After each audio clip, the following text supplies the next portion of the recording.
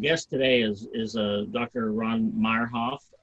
Known Ron for a number of years. He's had several different stops in the industry, a lot of experience both the academic side and then in the on the actual commercial side, implementation of some of the incubation principles he's worked with. He's a private consultant now out of the Netherlands, so he's joining us at the end of his day over there. Kind enough to be with us today to visit with y'all.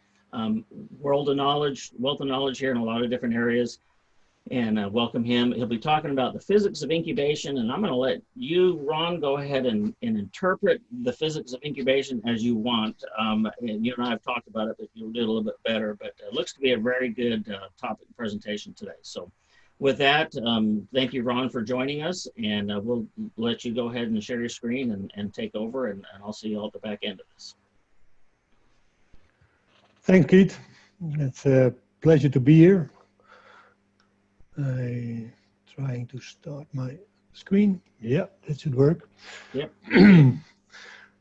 Topic of today, physics of incubation. And I can imagine that when a few of you, or perhaps everybody of you, saw the title, then you were remembering back your days at school, high school, when you try to escape from the physics, not of incubation, but the physics in general, as quickly as possible, more or less like I did. But in incubation, we have to deal a lot with physics. And my job today, or my purpose of today, is not to scare you, and not to, as I said, not to turn you into engineers, but to show you that the black box that we call incubation is for a big part is basic physics and some common sense. Don't take me wrong, incubation is nothing less than a miracle, and I'm convinced that we will never understand how it really works, how you can turn an egg into a living chick after 21 days. But the physics part, the way we run our machine, is actually not that complicated. It's actually quite simple. You just have to spend some time in trying to understand what it means. And then you have to start with what the embryo needs. Of course, if you paid more attention in high school than I did, you probably saw the equation on the left, on the right somewhere, where you turn carbohydrates, in this case glucose, with oxygen into energy, and you get three waste products, basically carbon dioxide, metabolic water, and heat. And that's what we are doing in incubation. Basically what we do in incubation is we burn the content of the egg to get the energy, and then we build from the content of the egg, we build up the tissue. If we change that numbers on that first glucose a little bit, then we have fat, or we have another type of carbohydrates, but basically it's all the same. We burn carbohydrates with or fat with oxygen, and we get the energy that we need to build up the body, and we get the carbon dioxide, the metabolic heat, and the metabolic water and the heat. And what is important to understand, and we all know that, is that this process is controlled by temperature. And it's really controlled by temperature and the availability of oxygen. And of course, the question always is, what is the temperature? Is it the external temperature, the temperature that we see on the screen in the machine, or is it the temperature inside the egg, what we call the so-called embryo temperature? And of course, it's not so difficult to understand that the embryo has never looked outside, has no idea that there's another 100,000 brothers and sisters into that machine, and that there is an external air temperature. The only thing where the embryo is interested in is what happens inside of that shell. It never looked outside. So we have to control, and I think that's pretty much accepted at this particular moment in time, we have to control the internal temperature of the egg, the embryo temperature. And that air temperature and the internal temperature are not equal. And I think we all know that if we start measuring, we see that the egg shell temperature rises above the air temperature at a certain moment in time. But it's not only the air temperature that influences the internal temperature. We know that it goes up above the air temperature, and we know that we have to regulate that air temperature to regulate the internal temperature But the important thing to understand is that it's not only the air temperature that regulates it. And often what you see is that they are only slightly related. The embryo temperature is a result of a balance between on one side the heat production, which is what does the embryo do when it's growing, producing heat. So bigger eggs produce a little bit more heat, certain lines produce a little bit more heat, bigger embryos produce more heat, so further in incubation you have more heat production. And that heat needs to be transferred, needs to be lost from the shell to get the temperature under control. And that's where it's all about. It's about heat transfer. And for heat transfer, you need a couple of things. The first one that we all know is a difference in temperature between the air content, the shell, and the air, because otherwise the heat will not flow. The heat will basically go from the surface of the egg towards the air. So the delta T is important for that heat flow. Relative humidity has to do with heat capacity, has an influence in a way that if you have more heat capacity in the air, then we need less air for the same amount of calories to be taken away. But that is for practical reasons not really important. In relative humidity can be, for practical purposes, can be forgotten as an influence on heat transfer. We use it for our calculation, but it's not really important for day-to-day practice. Air velocity, however, is important. If you move more air over the eggs at a higher speed, the eggs lose more heat and the temperature of the eggs will go down if you have heat production inside of the egg. And we all know that if you have a broiler farm and you cannot run the temperature outside low enough, then the temperature inside of the house will go up. The first thing you do is you start a tunnel ventilation, and the air velocity will not change the temperature of the air, but it will increase the heat transfer. And by doing that, the birds will lose more heat, or the eggs will lose more heat, and in that way will cool down. Not below air temperature, because it cannot get below air temperature, but it will go down up to air temperature. If that air temperature cannot be controlled enough, what you do in tunnel ventilation is you start the pad cooling, and you use evaporation. Same in incubation. If we have evaporation of water, either the water spray from the sprayer or the evaporation from the eggs itself, you see that the temperature goes down. And those are the three factors, delta T, air velocity, and evaporation, that we need to control the temperature of the eggs. First of all, the air velocity. The effect of air velocity on internal egg temperature. This is calculated for an embryo of 18 days. What you see on the horizontal axis is the egg weight. What you see on the vertical axis is the difference in temperature in degrees centigrade between the egg and the air. So if the value is 1, it means the egg is 1 degree centigrade warmer than the air at a certain air velocity and a certain heat production of 18 days of incubation. And what you see with this calculated value, the red line is 0.5 meter per second, low air velocity. If you increase the air velocity from 0.5 meter per second to 2 meters per second, you see that the temperature will go down for all the eggs. Small and big, all the eggs, what you see is that the temperature will go down. So air velocity has an enormous effect on temperature of the egg, if you have heat production. If there's no heat production, there's no heat to lose, then air velocity has no effect at all. But what you see is that when the air velocity goes up, the egg shell temperatures goes down. That basically means that if you have a variable air velocity in your machine, you will have a variable egg shell temperature. You will have a variable internal temperature. Without an equal air velocity, you cannot get an equal egg shell temperature. That's simply how it is. So air velocity lowers the temperature difference between the egg and the shell, because the air velocity increases the heat transfer, and that means that air velocity in a machine should be as uniform as possible, which is easier said than done. If you have turned eggs and you have eggs in the turned position in the center of the tray, you can imagine that they will have less air velocity than the eggs on the outside of the tray. But there's another effect of air velocity. If you look at the difference between big eggs and small eggs, the calculated difference in this case between 50-gram egg and an 80-gram egg, you see that at a higher air velocity, 2 meters per second, you see that the difference between big eggs and small eggs is less in temperature than when that air velocity is low. That has to do with the fact that when you increase the air velocity on the horizontal axis, you see that all the embryos, all the eggs are losing more heat, but the more you get to a very high air velocity, the more all the eggs will get to air temperature. So that means that the higher the air velocity is, the more equal those eggs will get.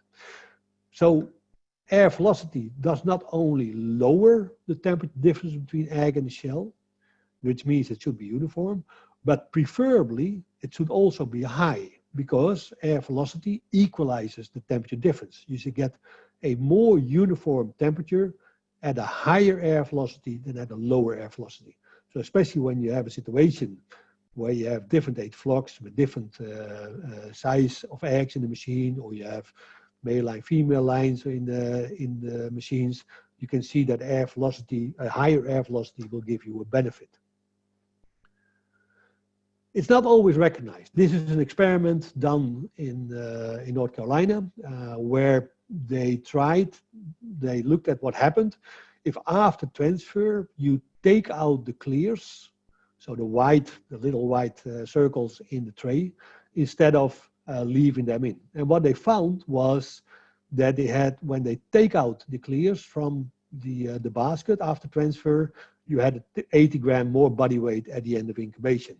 And of course, you can explain that by a lower amount of bangers, or better control of your hygiene, etc.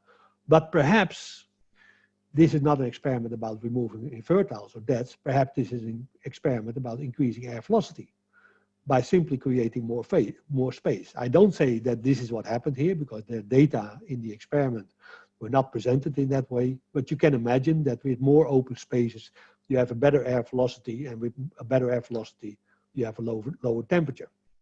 Turning also plays a role in air velocity. If you look at the old literature, then turning every 4 hours, every 5 hours is more or less enough. But we see that turning every hour gives you better results. That is because the air velocity equalizes between hot and cold spot if you're turning more frequently. There are also researchers that have shown that if you turn every 15 minutes, you even get better results. The more you turn, the more you equalize your air velocity over the eggs, the more you equalize your hot and cold spots. It's not because the embryo itself needs so much turning, but it's more because the turning creates an air velocity over the egg that is beneficial. Also stopping to turn after 13, 14 days, then at that moment in time the allantois is closed and you don't need the turning anymore. Normally what we see is, not in all machines, depends on the machine type. Some machine types have a resistance against airflow, not coming from the eggs, but coming from the radiators. Then you have a different situation. But normally what you see in most machines, if you stop turning, you get better results because you increase the airflow. There's more space between trays if you are in a horizontal position than when you are in a turn position. Not turning means that you put them horizontal. If you put them in a turn position and keep them like that, your results will be terrible, for the simple reason that you always get on the same side of the tray the hot spots and the cold spots, because the trays are in shadow. Also, for instance, smaller turning angle gives you normally a little bit better results, although the difference is not that big, but also there more space between the tray, more air velocity. The other important factor for cooling is evaporation. And it's enormous to see how much cooling evaporation gives. Each gram of water costs 2.26 kilojoule of energy to evaporate. Is that a lot? Yes, that is a lot. Why? It costs 5 times more energy to evaporate a liter of water than to warm it up from 0 degrees centigrade to boiling, to 100 degrees centigrade. So it costs 5 times more energy to evaporate. And we all know that because if you put a kettle of water on the stove for tea and you wait 5 minutes, the water is boiling. But if you don't take it off, it takes another 20, 25 minutes before the kettle is empty. That is because the evaporation of that water takes so much energy, takes so long before it evaporates. What does it mean in the machine? Well, eggs lose water, 10 to 12% until 18 days. If you calculate that, 100,000 eggs times 60 grams is 6,000 kilograms of eggs in that machine. They lose 12% in 18 days. That's 720 liters, kilograms of water. 720 kilograms of water divided by 18 days, divided by 24 hours is about 1.7 kilogram liter of water per hour. That is a constant cooling effect. How much? Well, I can take you through the calculation, but I'm pretty sure that you will not be interested that much in it. But it gives you a constant cooling force of about 0.3 degrees Fahrenheit. So if you 0.1, 0.1.5 degrees centigrade. So if you have 100 degrees Fahrenheit air temperature and your embryo is not growing or is too small to produce heat, the evaporation of water gives you a temperature of 99.7, 99.8 degrees Fahrenheit. So 0.2, 0.3 degrees Fahrenheit under the air temperature, simply because you have a constant cooling force. 100,000 eggs gives you 1.7 liter of moisture loss, gives you a constant cooling of 0.3 degrees Fahrenheit. Now what happens if the sprayer comes in? If I take a machine, and later in the presentation I walk you through the calculation, but if I take a machine that is ventilating 500 cubic meters per hour, and the air that comes in is 23 degrees centigrade and 50% relative humidity, so the fresh air from outside, if you do the calculation, and again we will do that later, but if you do the calculation, it means that that machine has to spray water to keep that 50%, 55% relative humidity in that machine. And it has to spray about 6 liters of water each hour. That's a constant cooling force. How much? Well, also there I can take you to the calculation, but if 1.7 liter, 2 liters per hour cost 0.3 degrees Fahrenheit of cooling, then probably 6 liters will cost you 1 degree Fahrenheit of cooling. Is that a problem? Not really, just put up the temperature at 1 degree Fahrenheit and you compensate. But of course, the question is it equally distributed over all the eggs? Or is there just a couple of eggs that are contributing to it? This is an example of a machine, a single stage machine with 3 trolleys on both sides of the ventilator. What you see is that the ventilator is pushing the air in both directions. And they called this, in this experiment done by John Brake and Elibol in Turkey, they called the trolley next to the ventilator, the near trolley, near to the ventilator, and the ones to the outside wall, they called it the far trolley. And what you can imagine is that the air velocity is not going pretty easily through the trays or through the trolleys, because that first trolley, that near trolley, is blocking the air for the other ones. So what happens then? That first trolley will have a relatively high air velocity and will have a relatively lower temperature. And the ones in the far away trolleys will be higher. And that's exactly what they found, especially with the bigger eggs, the large eggs, so 68.8 grams. They saw that the near trolley was lower in temperature than the far away trolley. How much? About 1 degree centigrade, significant difference. So although the air temperature was equal everywhere, the position relative to the fan determined how much temperature that egg actually had. And of course, that resulted in some problems, because if you see the lay deads, you see the large eggs, the ones that had a problem or had a difference in egg shell temperature, they had more lay deads in the far position, so the position with a higher egg shell temperature, and they had more second grade eggs or second grade chicks in that far away position, simply because the temperature there was higher. Not because the air temperature was higher, but simply because the air velocity was blocked. Actually, not only the air velocity is blocked, but if you put a sprayer on, and the sprayer is normally located close to the ventilator to get a maximum flow, what you will see is that those eggs in the bottom of that first trolley will be cooler than the other ones. For the simple reason is somebody has to generate the heat, the 2.26 kilojoule, to evaporate that water. That basically means that the main effect of spraying is cooling. Yes, the relative humidity goes up, but the main effect of spraying is cooling. It's the same as when you have a tunnel ventilation with pad cooling. You see that the temperature goes down because of the pad cooling. You see that the relative humidity goes up, but the main effect is the cooling. You don't run that tunnel and you don't run the pad cooling because you want to have a higher relative humidity in your houses. But what you see is that if you use the pad cooling, you automatically get a higher relative humidity because that water needs to be evaporated. That's the same thing in incubators also. Not only that, not only the eggs are cooled, but often what you see is that the airflow is touching the thermostat, because the airflow is basically blowing over the thermostat to give you an accurate reading.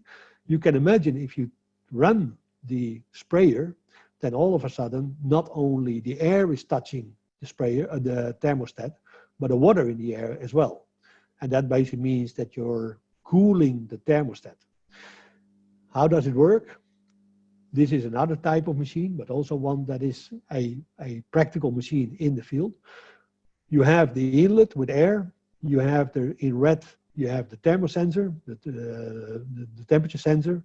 And when you increase the ventilation, what you will see, and this is a real situation. This is not something that I made up myself. This is a real machine. What you see, if you increase the ventilation, you will see that you have more relatively cold air touching the temperature sensor. Of course, the temperature sensor will go down and the machine will react with warming up. Those eggs in the middle of the machine have no idea what that temperature sensor wants. The only thing what it feels is that they are getting warm. If you then put a sprayer either outside of the incoming air, so without it being evaporated, or so in the top, outside air, or in the bottom, the spray of the machine itself, you will see that the effect is even more, because now not only the incoming air will cool the air, will cool the temperature sensor, but the sprayer will cool the temperature sensor as well. And as a result, the temperature of the egg will go up.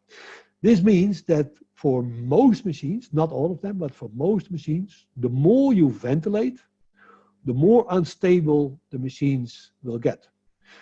If you limit the ventilation, again, not on all machines, but on most machines, if you limit the ventilation, you will see that your temperature sensor will not be influenced that much, and your machine will become more stable. Sometimes you hear let's say the statement that embryos need high carbon dioxide. How do you get high carbon dioxide? By closing the ventilator, closing the dampers. And yes, if you close the dampers, in most machines, the results will go up.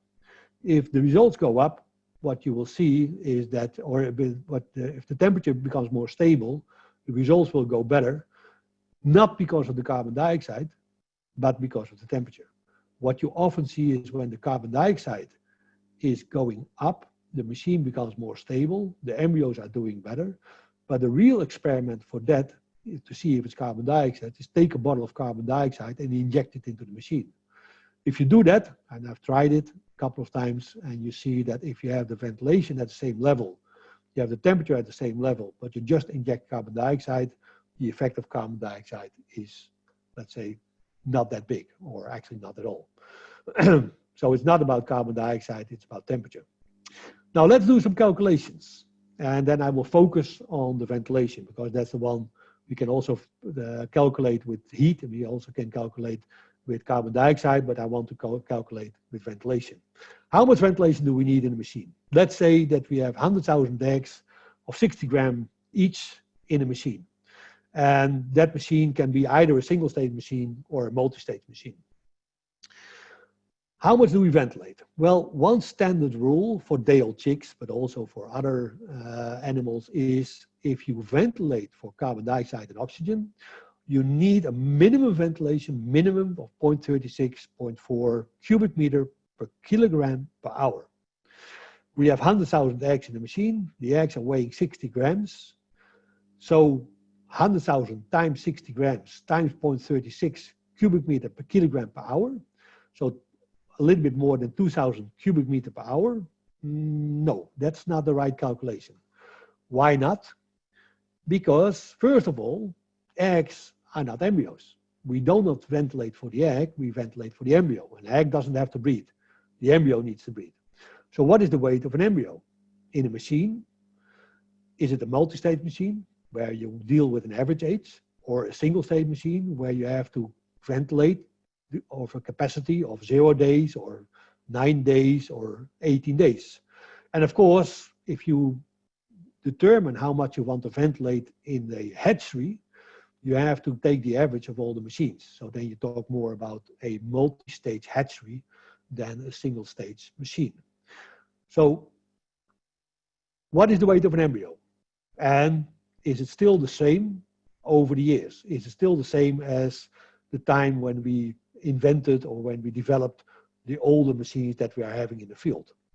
Romanov, 1938, made some very nice, and I'm still convinced, and I strongly believe that he was the best researcher in incubation that we ever had. He came up with these numbers. Day 6, about half a gram. Day 9, about 1.5 gram. Day 18, about 22 grams. What we see nowadays, and in Wageningen University, we did quite a lot of research on it, you see that the embryos are heavier. Not only because they are coming from heavier eggs, but also because they seem to reach a higher body weight earlier in time. The total egg weight or the total chick weight coming from a 60-gram egg is still 40 grams, but you see over the years that the eggs has become a little bit heavier, but also that heavy embryo weight has been reached earlier. So the maximum heat production is still 0.15 watt, as it was about, well, let's say 30 years ago, but the total heat production is a little bit higher. So we better calculate with today's embryos. These are the ones that we are dealing with. The 5 days at 5 grams at 11 days, 14 grams at day 14, and about 30 grams at day 18. So if we know that, what are the dimensions for heat production and ventilation? Well, for single-stage machine, we have to generate a ventilation capacity for an embryo that has the maximum heat production. That basically means 30 grams, 25, 30 grams at 18 days. We calculate with 30 grams. For multi-stage machines and hatcheries, of course, we don't have to deal with only the maximum because we have eggs in that machine that do not need maximum capacity. So there we calculate more with 5, 6 grams, 10, 12 days on an average embryo size. So embryo weight instead of egg weight. And we said 0.36 cubic meter per kilogram per hour. Would that mean for a single stage machine where you have 100,000 eggs of 30 grams times 0.36 cubic meter per kilogram per hour, would that mean about 1,000 cubic meters? And for multi-stage machine, 100,000 eggs times about 6 grams, would that mean 200 cubic meters per hour? Actually not, because yes, eggs are not embryos, but embryos are also not chicks. Embryos are not equal to chicks. They don't walk, they don't move, they don't do anything other than just sit in the egg and grow. So how does it compare to chicks? Well, we know very well what eggs do, because if we calculate the heat production, we know what the relation with that heat production is with carbon dioxide production, moisture production, and tissue production. And if you know one, because that's a fixed relation, and if you know one, you know the others. I will not walk you through that calculation, but if you know the carbon dioxide production, you know the oxygen uptake, or you know the moisture production, you more or less, not more or less, you precisely know what the heat output is. So if we know the heat output, we also know what the carbon dioxide output is. And we know what we want as a maximum carbon dioxide concentration in our machine. For instance, 4,000 ppm. Now you can question, should it be 3,000, should it be 4,000? But at this moment, I'll take 4,000 ppm as a standard maximum that we don't want to go over. And with that, we can calculate the ventilation requirement, because we know what the eggs are producing, we know what we want in the machine, and we know how much we need to ventilate to get that extra carbon dioxide out. How does it work? I have my machine. On the left side, I have air coming in, 500 ppm, let's say outside air, with a little bit diluted or a little bit carbon dioxide in the hatchery as well. 500 ppm, that's easy calculation. What goes out of the machine has the same carbon dioxide concentration of what is in the machine, so that's 4,000 ppm, because that was the maximum that we wanted. And we know how much carbon dioxide the eggs are producing. How much do they produce? If the heat production of an egg is 0.15 watt, a watt is a joule per second. So if I calculate how much carbon dioxide I have from those 100,000 eggs at that maximum heat production, again, I can walk you through the calculation, but I'm not sure that it's really what you want to know at this moment. But it's about 1,850 liters of carbon dioxide per 100,000 eggs of 18 days per hour. If I want to have a maximum carbon dioxide concentration in my machine of 4,000 ppm, and I know that my incoming air contains 500 ppm, and I know how much they produce, the eggs produce, then I have a theoretical ventilation of 529 cubic meters per hour per 100,000 eggs. Why? And in the bottom, there is that calculation, 1 million parts per million in a cubic meter, divided by the difference between ingoing air and outgoing air, 3,500 ppm, and that's times the ratio of carbon dioxide production in that air. Again, if you want to calculate it, be my guest, but I will not go into it at this moment too far. So 500, 550 cubic meters per hour for 100,000 eggs at 18 days. How does it compare to broilers? In broilers, we say 100,000 eggs of 30 grams. Let's say that it would be a broiler of 30 grams comparable with an embryo of 18 days. It's required 0.36 cubic meter per kilogram per hour. That basically would mean 10,080 cubic meter per hour. So roughly speaking, theoretically, there's about 2 times more for a kilogram of bird than for a kilogram of embryo. Is this realistic? Well, if you compare the energy output, we know from literature that when we don't feed our day-old chicks, they are, so for instance, during transportation from the hatchery to the farm without transport feed, we have about 0.3, 0.35 watt of heat production. An egg produces 0.15, and the carbon dioxide is directly related with the heat production. So that means, yes, in theory, a day-old chick produces 2 times more heat as an embryo of the same weight. And that basically means 2 times more carbon dioxide production, 2 times more ventilation to keep it under control. How does it work out in the machine? Single stage, 100,000 eggs with maximum 30 gram embryo, 100,000 times 30 gram embryo times 0.36, and then roughly an embryo produces half of the amount of a chick, so indeed 500 cubic meter. But what does it mean at day 1, and what does it mean halfway the incubation? If you look at day 1, there's no heat production because the embryo is there but doesn't really have any substantial weight. So we need nothing, zero, really zero ventilation. At day 11, we have about 5 grams of ventilation. If at day 18 we would need 500, then at day 11 we would need about 80, 90 cubic meters per hour.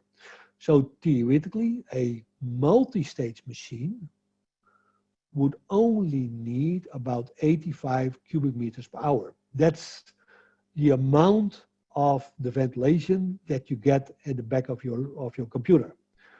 A toilet, a bathroom ventilator often does 150, 200 cubic meters per hour. So it's really a very limited amount of air that you need. Normally we go a little bit higher than the 85 for the simple reason that the heat production of an embryo is not linear. It has a sort of a curve. But by itself, if you want to run 4,000 ppm, you would use only 83 cubic meters per hour constantly. And that's very, very limited. But that's also the reason why in multi-states we often have much lower carbon dioxide levels, simply because we ventilate more. So the requirement for fresh air is relatively very low. And that basically means, on average, from beginning to end, 200 cubic meters to be installed for a machine of 100,000 eggs, actually on average is enough. So for a hatchery, that would be enough. But of course, we do not ventilate only for oxygen and carbon dioxide. In older machines, we also ventilate for heat. I will not go into that, but we also ventilate for relative humidity. Now, suppose we want to create 37.5 degrees centigrade and 55% relative humidity in the machine. To make sure that our eggs lose that 12% of weight in 18 days, the 12% of moisture loss that we require. Can also be 10, can also be 11, but let's calculate with 12%.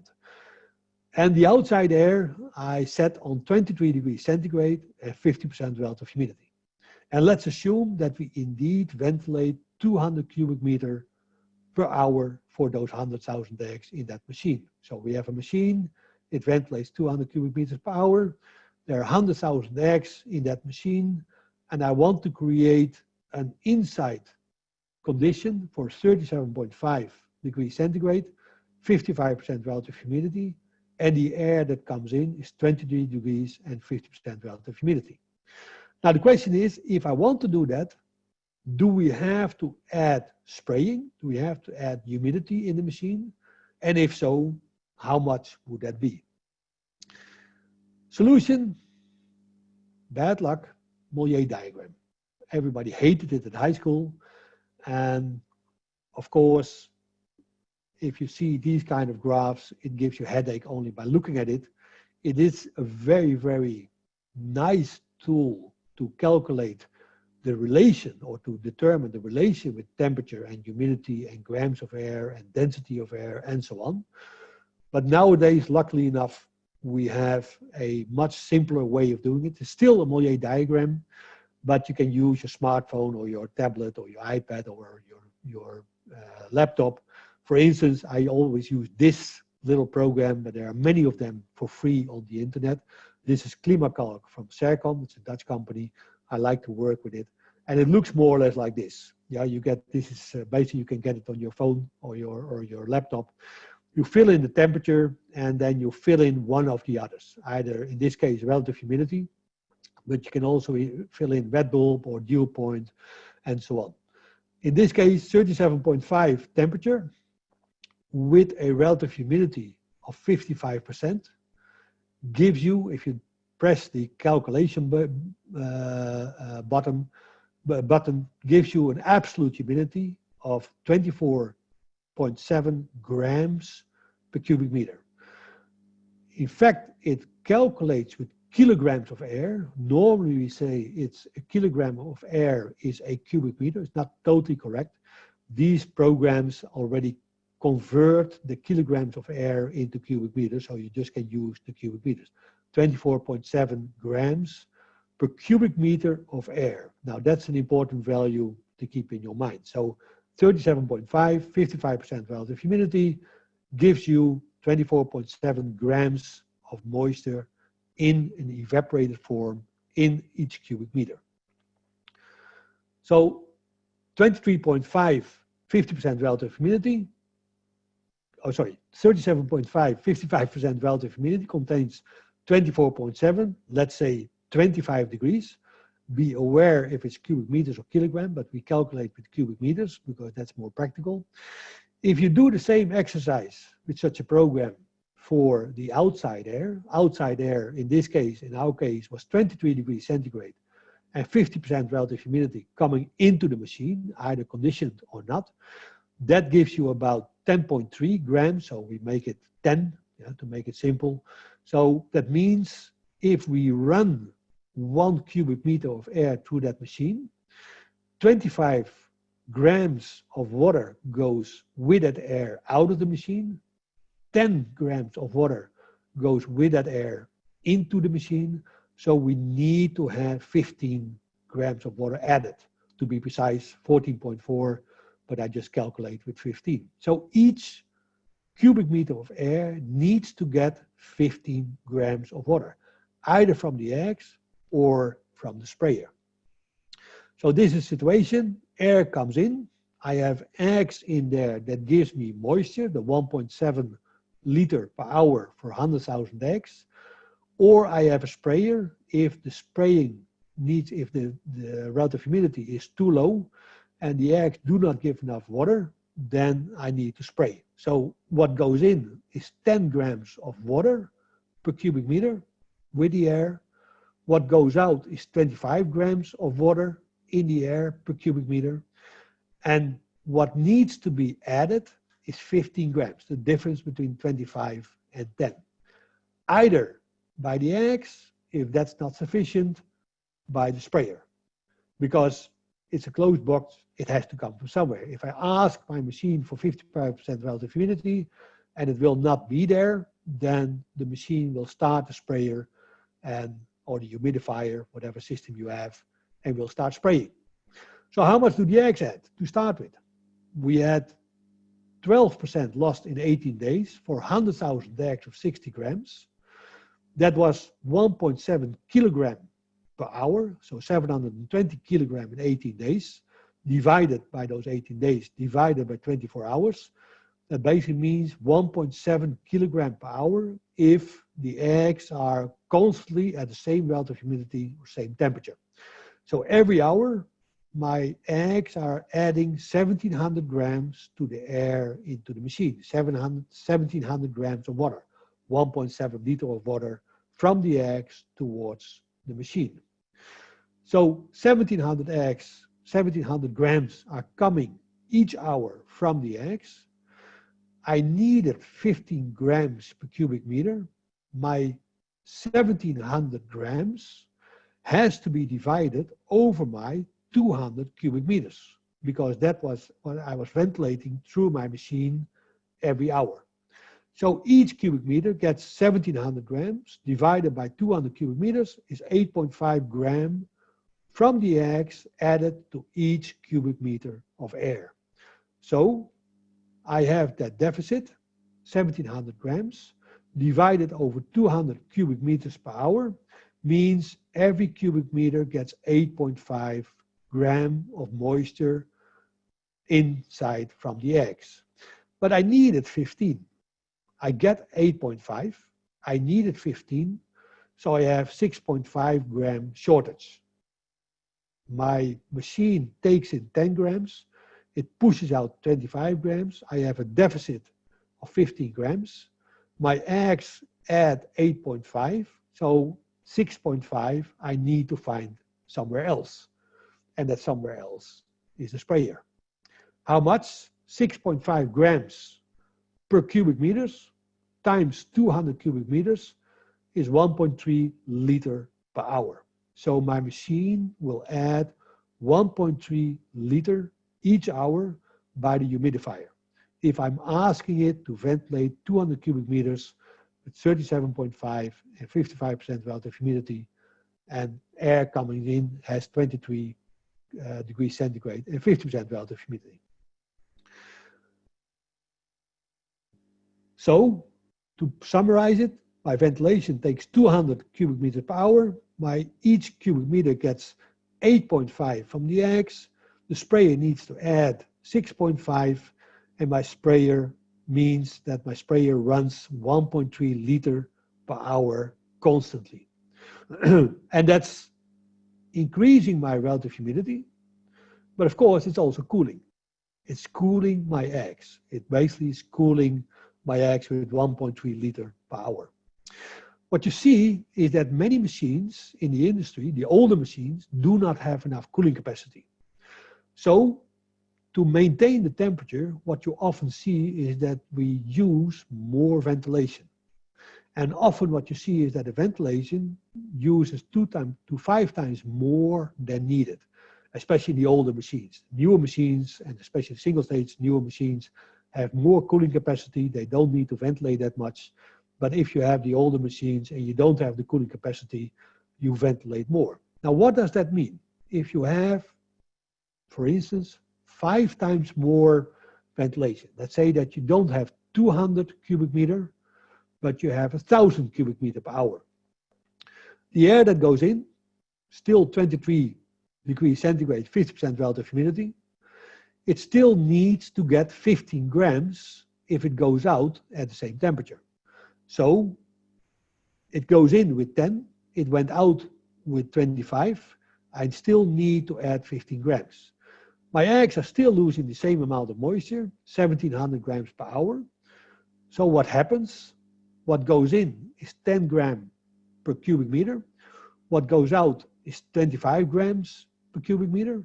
My difference is 15 grams. My eggs are still supplying me with 1700 grams per hour, but the difference now it's divided over 1,000 cubic meters. That basically means that the eggs are still using are bringing my 1700 grams, but instead of 1700 divided by 200 cubic meters, now it's 1700 divided by 1,000 cubic meters is only 1.7 gram per cubic meter. So I still have a deficit of 15 grams. My air still gets 1.7 gram per cubic meter from my eggs, but now the rest needs to be added by the sprayer, which means 13.3 grams per cubic meter. So I went from a relatively low amount of 1.3 cubic meters, grams per cubic meter to 13.3 liter per hour. So why? Because I divide more air, or I divide my moisture from my eggs into more air. And that also means that more air needs to be moisturized by my sprayer. And that adds up double. So my air still gets 15 grams per cubic meter. My eggs still lose 720 grams, 1,700 grams per hour. But now, because I divide it over 1,000 instead of 200, I have 1.7 gram per cubic meter. That means that my sprayer needs to add 13 liters of water per hour instead of 1.3 liters. So 10 times more. If I increase my ventilation 5 times, I get 10 times more spraying if I want to run the same conditions. Is that a problem? Well, depends. If you can distribute it very equally, then you have no problem. But if it's locally distributed, it means that having 1.5 bucket of water being thrown into the machine each hour versus only 1.5 liter of water, that basically means that your spraying becomes much more, your cooling becomes much more, your local cooling becomes much more, and the machine starts to heat and it overheats the other eggs. So what you see is that most machines cannot handle spraying very well. And that's the reason why limited air velocity or limited ventilation for most machines work well, if you have the cooling capacity. Now, modern single-stage machines have enough cooling capacity. And that means that the ventilation is determined by carbon dioxide production, because the cooling capacity, the radiators take out the heat. At start, we have no ventilation required.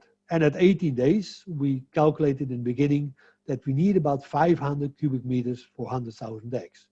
Now, what happens if my incoming air is 23 degrees, 50%, same conditions again?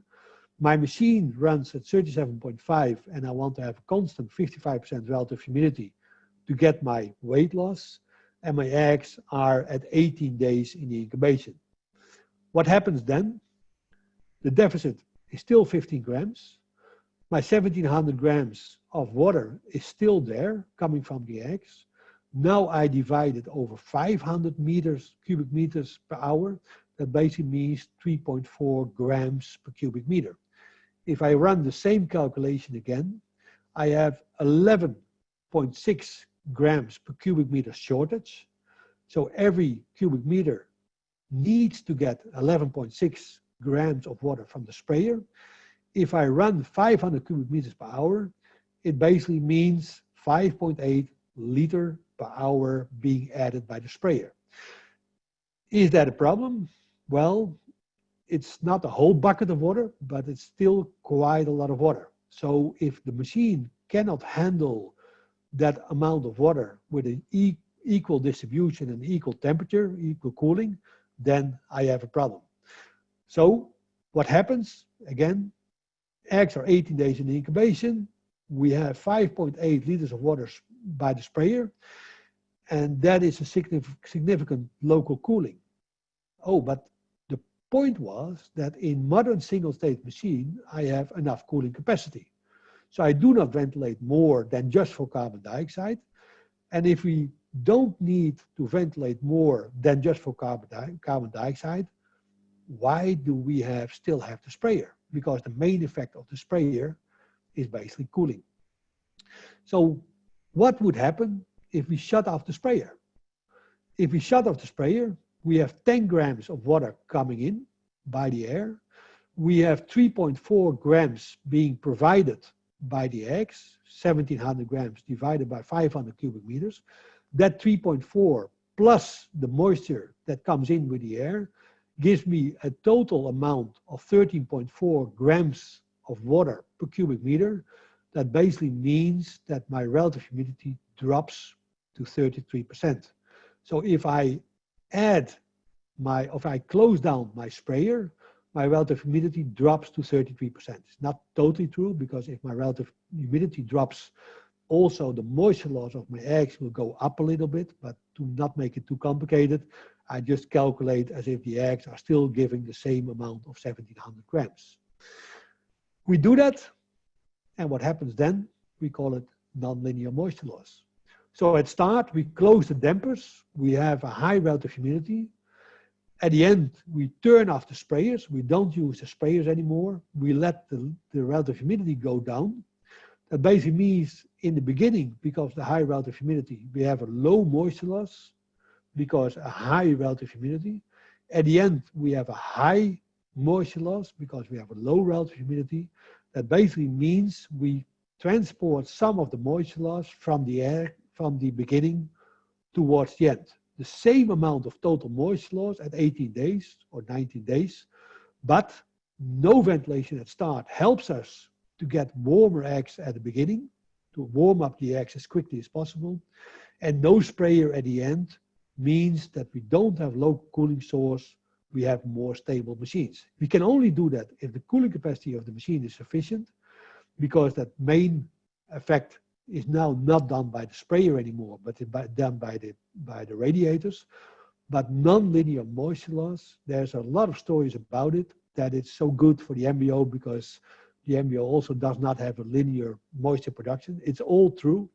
Well, I don't think it's true, and they don't have a linear moisture production. But if the embryo needed a non-linear moisture loss by itself, Mother Nature would have created that.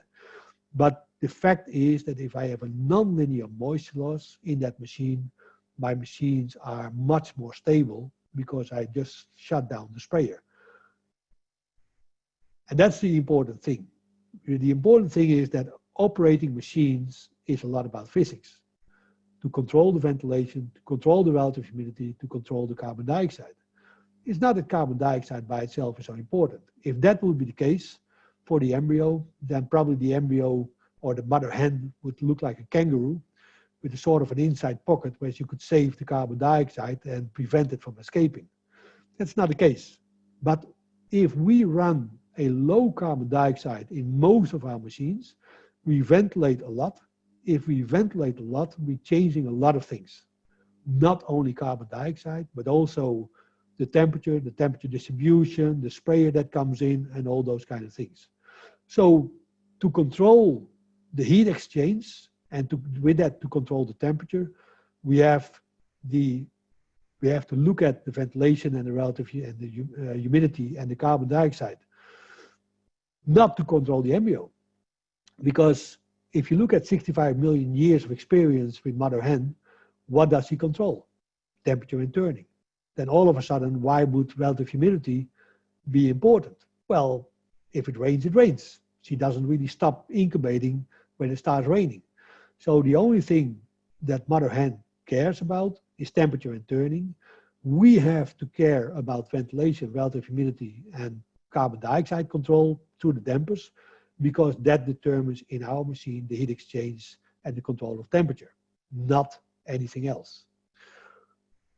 To conclude, incubation, yes, we need embryology, and yes, we need physics, and a lot of common sense, because really it's not that complicated, and really enjoy the miracle of turning an egg into a chicken. And thank you for your attention. Thank you, Ron. That was very good. Hopefully tied a lot of things together for a lot of people. And if you want to unshare your screen now, Ron, we'll get to some questions. Yeah, to me, the way you put it and you built this story coming from beginning to end to tie everything together, as it got closer to the end, it really started tying it together. To me, the relationship between, the temperature and ventilation and air movement and moisture loss and all that stuff. So I did a very good job with that. Okay, we've got several questions here, and trying to go kind of to the beginning a little bit. Some of the data you presented some data on the different trolleys by break from 2008. So I want to know what your interpretation is of how this might have changed in the last 12 years with our modern breeds, and how it might continue to change. In the last 12 years, I don't think that much has changed. The last 40 years maybe, but last 40 years, yes, but last 12 years, I don't think that much. But what you do see, but that's a little bit of a different story almost. There is, if you increase the temperature on an embryo, it will metabolize faster, and that basically means that your oxygen consumption of the embryo will go up. If the oxygen is not allowed to get into the eggshell, through the shell, because the conductance is low, then what you see is that embryo, and that's a more physiological process, that embryo has to turn for energy towards burning proteins. And I think that is something that we are realizing more and more, that when we do not provide the embryo with adequate oxygen, either because the shells are too tight or because the temperatures are too high, we see that we have a lot of problems, but we have problems with that embryo developing in the way we want. And I think that's something that we have to be careful of. And if anything has changed over the last 12 years, it's probably not so much the embryo itself, but it's basically how we run our systems and how we also select on things like shell conductors. We done the experiment. I mean, everybody, I guess at this moment knows or accepts more or less that an eggshell temperature of 100 degrees Fahrenheit works better than 102. We did the experiment where we run 102 with 25% oxygen, and it works beautiful. So it's always the balance between oxygen on one side and the temperature on the other side. Oxygen allows the embryo to develop, and the temperature pushes the embryo to develop. And those two have to be in balance. Right. Okay, so kind of a spin off of that a little bit. Somebody asked about your, all your data and information on the cooling capacity. Of course, single stage do better with that and everything. But what about the chicks in the hatcher and the air velocity for the chicks in the hatchers, as opposed to when they were in an egg, now they're as chicks? Well, that's probably a very, very deep answer that could be. So summarizing that. Well, that's almost a story on its own. Of course, what you do see is that your chick changes from 0.415 watt heat your egg changes from 0.15 watt heat production towards 0.3 watt heat production once it has been emerged from the shell. Mother Nature has a perfect way to cool down that embryo by allowing it to evaporate 3 grams of water from each egg that hatches. So that helps you to cool down, but you have to deal with that extra heat production, the doubling of the heat production. And that's always a problem because you don't want to cool the chicks so much that your eggs do not hatch anymore. And that's also especially there when you, in most machines, if you over ventilate the hatches, what you see is that you have a problem with eggs that are getting too cool and you get a dragging hatch. Right. What you see is that those embryos or that the eggs need quite a lot of energy to hatch. And if you, so you have to cater a little bit between the embryo on one side and the chick on the other side. We have a lot of experience with what we call on-farm hatching, and where we do not have anything else than just temperature. So no carbon dioxide, no moisture, nothing. We just bring the eggs inside of the broiler house, and you make sure that your floors are warm enough, 30 degrees, and that your air temperature is 35 degrees, and you go home and come back 3 days later, and then all your chicks are there. So, it's not so complicated, but in a hatcher, and I think you as a manufacturer of those things know very, very well, to balance that heat production between the two is, especially in the hatches, is a challenge. Yeah, for sure. You talked about all the different changes with your air velocity and moisture loss and everything. Somebody had asked, instead of adding water in the machine, could you just increase the relative humidity in the room and the air coming in and offset some of that? And again, without a lot of calculations, I mean, what are your thoughts on that? And I will not. The point is, if you add water in the air, there is a moment, or it needs to pick up the energy to evaporate. And if you add water in the corridor, then that water needs to be evaporated somewhere. If there's no energy source before it hits the eggs, then the eggs will provide the water. Also, when you put it in the corridor.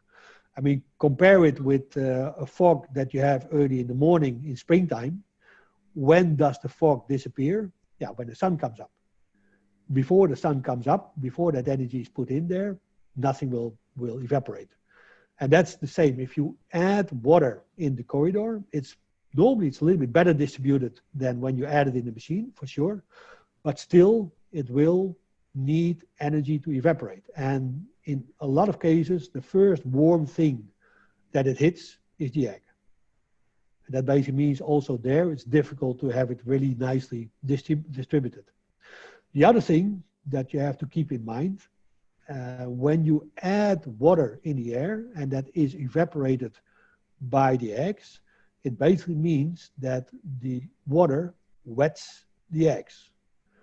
And no matter if you see it or not, but if the water needs to touch the egg before it evaporates to pick up the heat, it basically means that you make the eggs wet, which will or can induce bacterial growth.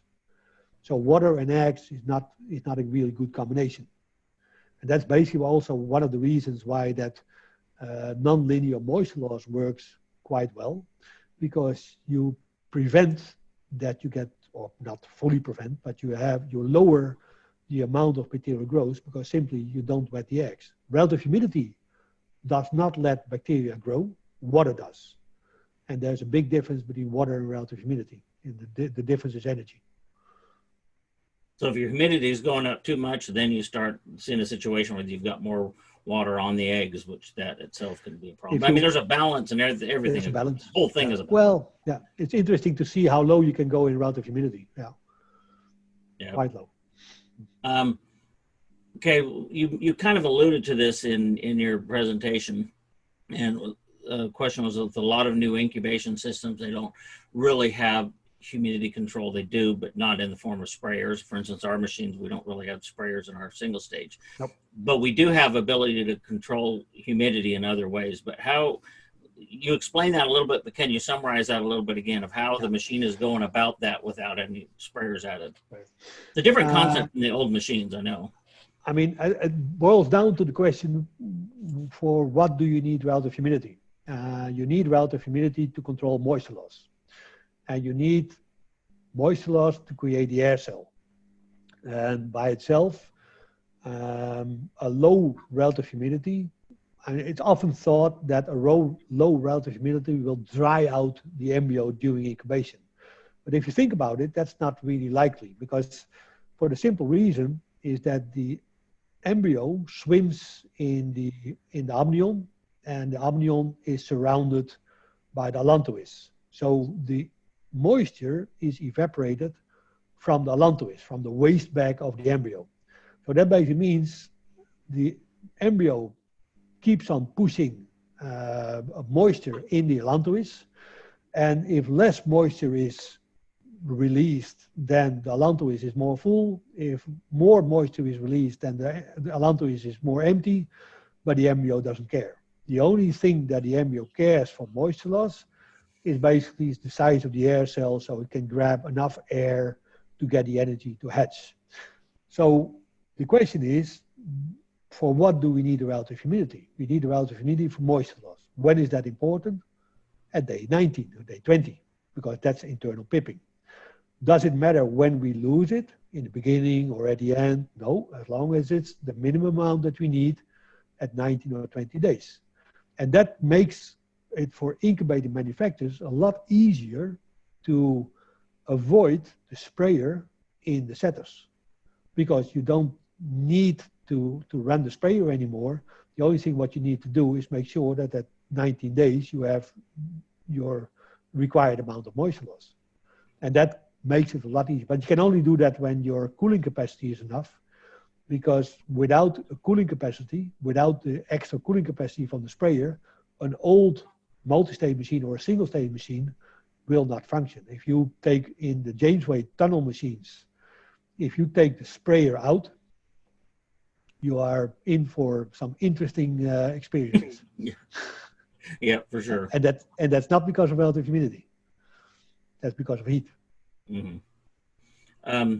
Yeah, and you know, it's I've been asked that question before. Is like, well, you're not losing very much moisture early. Is that a problem? Well, like you said, it doesn't matter. It's like you wanted the moisture at the end is what's important, and you kind of explained why there.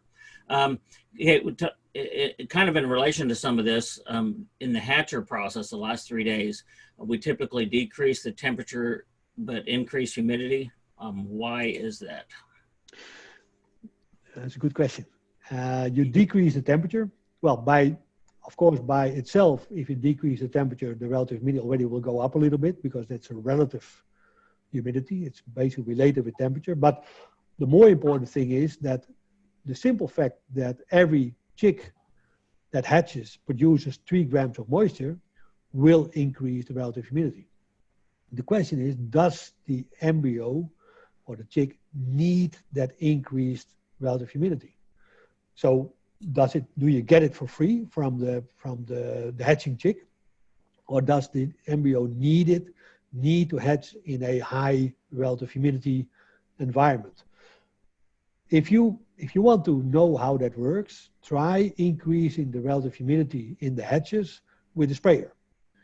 If you try to increase the relative humidity with the sprayer, what you will see is you get a dragging hatch, because that sprayer will cool down the eggs. We have that experience also when we are hatching on farm. If you bring in the eggs into the farm, you let them rest there for 3 days, or you put them on temperature 3 days. You don't increase the relative humidity. You do nothing other than give them temperature. They hatch fine. Why wouldn't they? The fact that the relative humidity goes up is the result, not the cause. Right. Yeah, the chicks are actually driving it up by the process of hatching. Yeah. Unless you need cooling, but that's a different situation. Yeah. In relation to moisture loss and like incubation, not specific profiles, but in relation to moisture loss from young, prime, and old flocks, how does that differ? And can we do something in incubation to adjust for that? I normally do not do that. There are differences, of course, also between, take another example, the difference between Ross and Cobb, without good or bad or whatever, but basically what you see is that Cobb has a slightly tighter eggshell, loses about 0.5, 0.7% less moisture in that same 18 days. Do you need to correct for it? No, no, because basically the forgiveness of that embryo against moisture loss is enormous. Steve Tullett did a very, very nice experiment, well, quite a long time ago, where he looked at individual turkey eggs, and he found out that a turkey egg is and that basically holds the same for a chicken egg. A turkey egg hatches fine as long as the individual moisture loss is higher than 6% and less than 20. And in a way, For the individual, individual. You know, well, Yeah. we talk about the moisture loss sometimes is an average, and you got to realize Exactly. that when you have an average, you're going to have above and below that. You don't want to get too many outside of that. You see that the conductance, the standard deviation in conductance is about 15%. So that basically means one time, if your average moisture loss is, let's say, 10%, that's easy calculation. One time the standard deviation is plus and minus 1.5%. So between 8.5 and 11.5. Two times the standard deviation, 95% of your population is two times the standard deviation between 7 and 13. If the average is 10, three times the standard deviation. So all your eggs are between 6.5 or 5.5 and 15.5. So 14.5, sorry, yeah, 5.5 and 14.5. So relative humidity and moisture loss is not about the average, it's about the extremes. But you need to control the average because you cannot control the extremes. But that's exactly the reason why mother hen doesn't care if it rains or not. If it rains, you lose less moisture, but who cares? As long as you are in that range, somewhere between 6 and 20%, you're fine. And of course, he produces eggs with a much more similar conductance. And she adjusts her conductance, for instance, depending on altitude. If you're producing your eggs on a high altitude, mother hen says, oh, it's a little bit high here. Let's change the conductance a little bit. So don't worry too much with the conductance about moisture loss, but do worry with conductance about oxygen, because the oxygen uptake goes to the same pores, and that's much more relevant. And the moisture loss, one thing to remember, a lot of people are measuring chick yield and different things like that, chick weight and all that. You get more moisture loss, you're going to have a smaller chick because they've lost more moisture. I mean, that's what it is. So even then, if you look at the difference between, if your temperature is at the same rate, because that's important for your yolk uptake. If your temperature is too high, your yolk uptake becomes less, yeah, and then you have a different chick yield. But if your temperature is constant, then the moisture is lost from the allantois. I've calculated from a hatchery that sampled about, I think, about 70 or 80 different hatches, calculated moisture loss versus chick yield. And the correlation was, from the top of my head, about 0.21 or something like that, 0.18 or 0.21. Actually nothing. It's the temperature that makes a difference. Also there, because if you have 7 grams of residual yolk versus 3 grams of residual yolk, yeah, that makes a difference. And then your moisture becomes a factor again in temperature. Yep.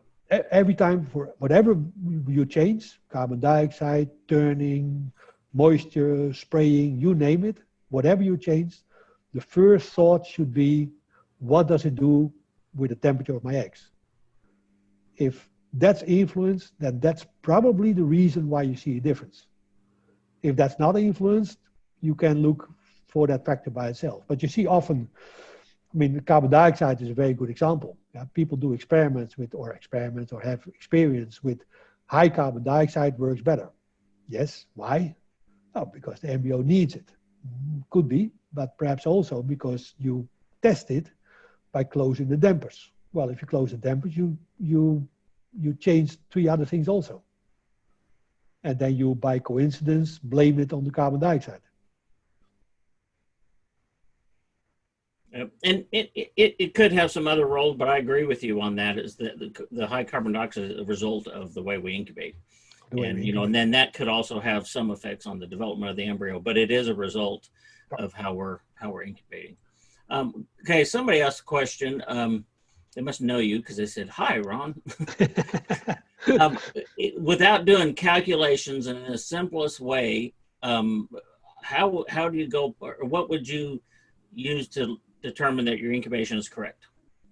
I mean, this almost is like a chick assessment type of thing, but without calculations, just what would you say, hey, your incubation is correct? There are two things that I look for. That's basically is you have to do a little bit of calculation. I want to know the percentage of chicks that are standing on the belt when you process them. And that's not a calculation, that's an estimation. But I want to see my chicks standing. That's basically one of the most important things to look for.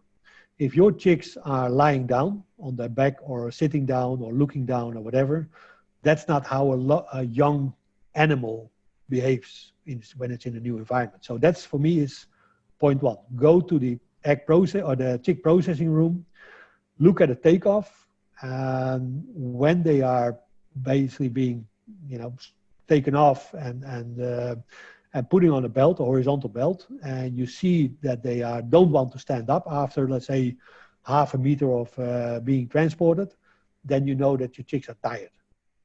And that probably means that you're overheating them. The other thing, what you want to look for is laid deads. Laid deads is a good indication. That also requires a little bit of calculation, but laid deads is also a good indication if you are dealing with overheated or undercooled chicks. So that's, for me, are two of the most important things to look for. Look at your chicks, look at your laid deads. Right. And then, of course, on top of that, you have a lot of other things. I mean, you can look at other navel closures and chick length and all those kinds of things. Residual yolks are very important, but they are all related with each other.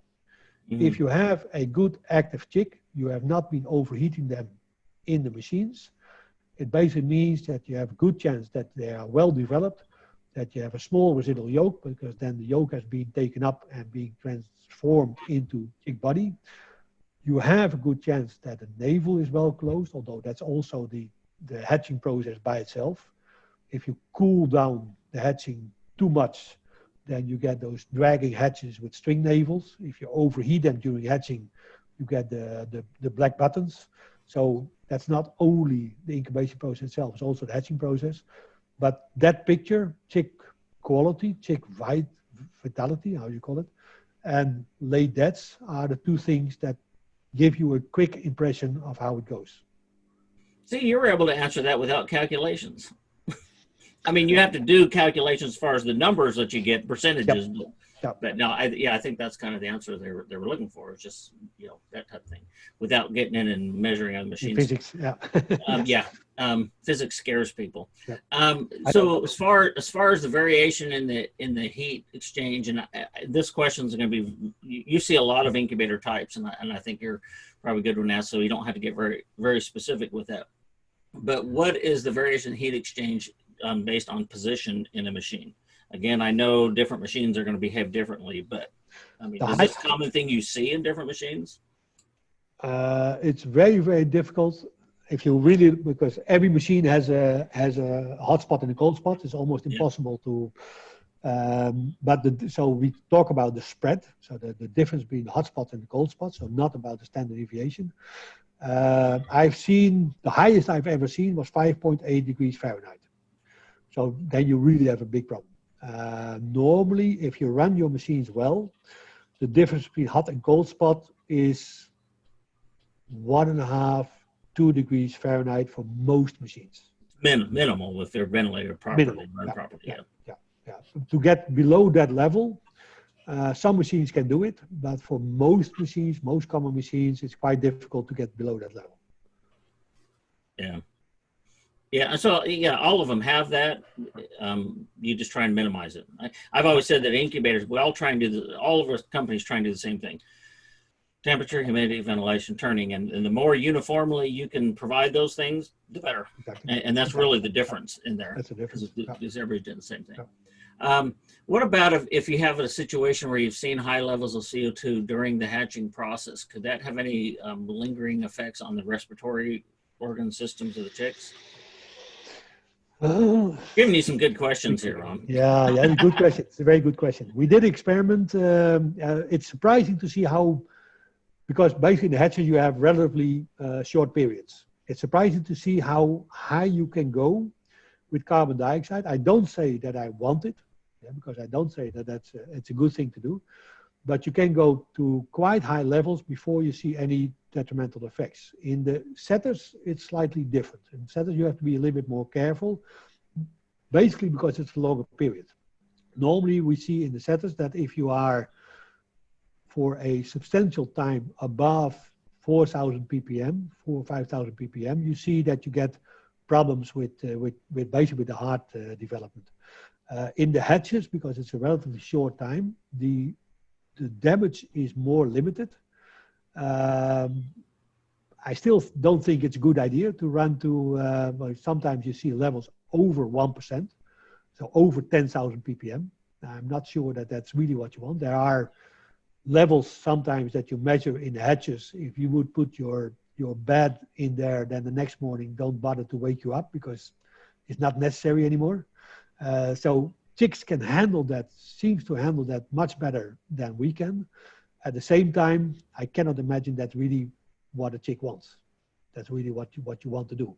So we do limit the ventilation simply because if we do not limit the ventilation in the hatches, we bring in too much cold air into the hatches. The last chicks don't hatch anymore. You get a dragging hatch and you get more of what I call alive in shell. So not dead in shells, but alive in shell, white membrane. The blood is still red, the chicks are still there, are still breeding. And if you warm them up, they come out again. To avoid that, you have to have a good setter, a good hatcher, but most hatches cannot handle a lot of ventilation because of that reason. And then you have to choose between those dragging hatches and cold temperatures or high carbon dioxide. And then I would also go for high carbon dioxide. But it basically means that your hatches are not able to provide your chicks with the best possible environment. Yeah. So sometimes I think we are ready for hatches 2.0. But if you have, like, say you do have higher CO2, would you, I don't know, there's not a number there, but would you start seeing some lingering respiratory effects on the hatches? Yeah, in the hatcher, and then once the chicks hatch? Difficult to say. Yeah, difficult to say. I've looked at it, but I cannot really find a number. Right, and I haven't seen anything strongly tying the two together. No. There may be some effects in there, but I'm like you. It's the old work of Proudfoot, 1950, 1960. He did quite a lot of work on that subject, and he also really couldn't find it that much. In the setter he could, but not in the hatches. Yeah. Okay.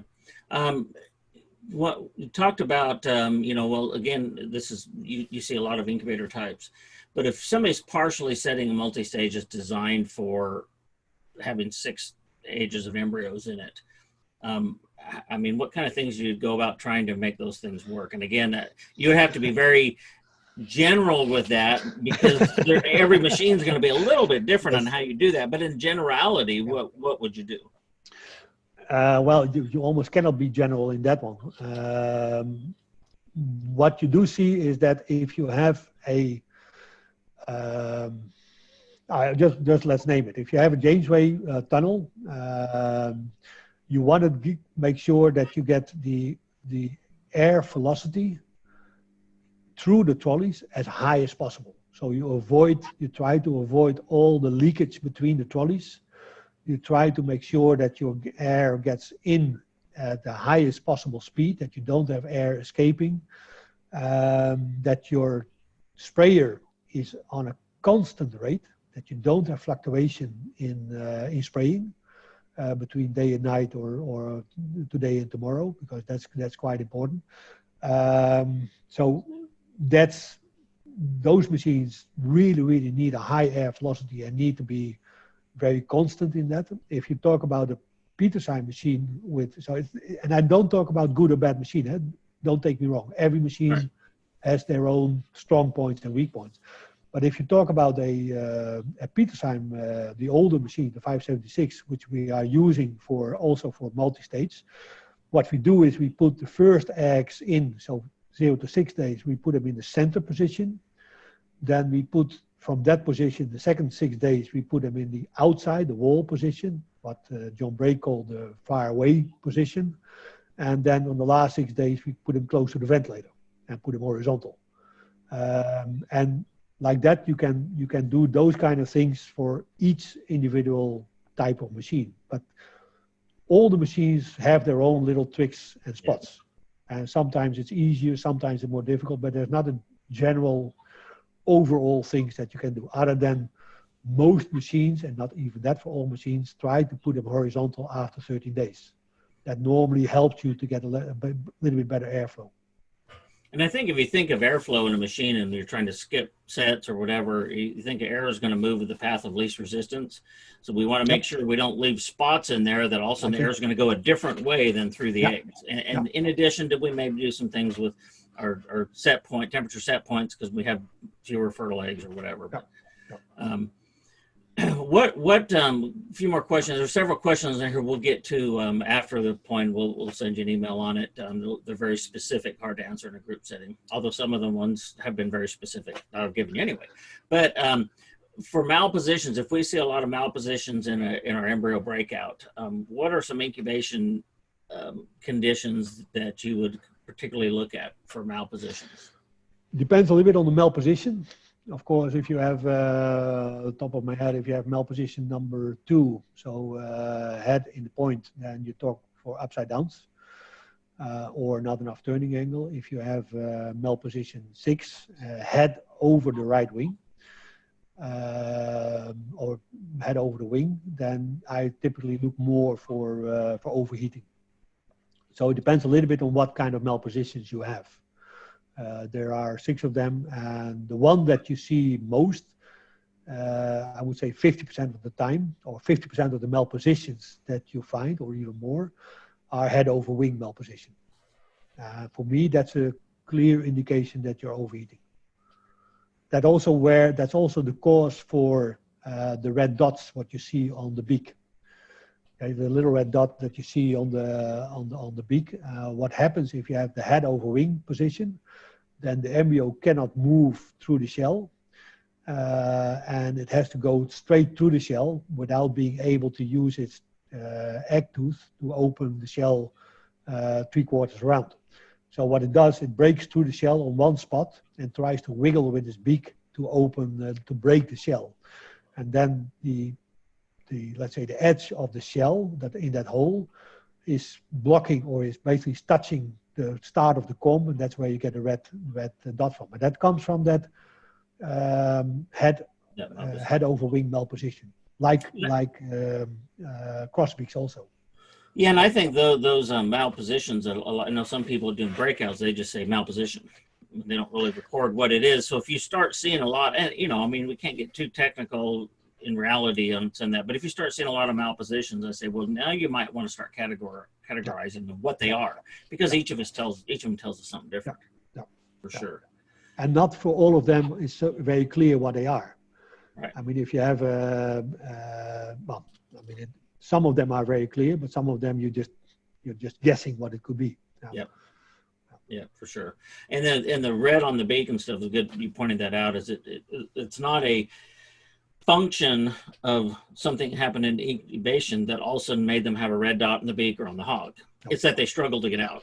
Exactly. And they have to work hard to get out, and it's a rubbing and abrasion that causes that redness on there. So, all right. Well, there's a number of other questions in here. I might have you answer some of these directly by email, Ron, and I'll handle some of the other ones, but a little bit more specific type of answers that probably best to handle directly. And also we've been on here a little while, but thank you very much for your presentation. It was very good, very informative, and I think it'll help a lot of different people.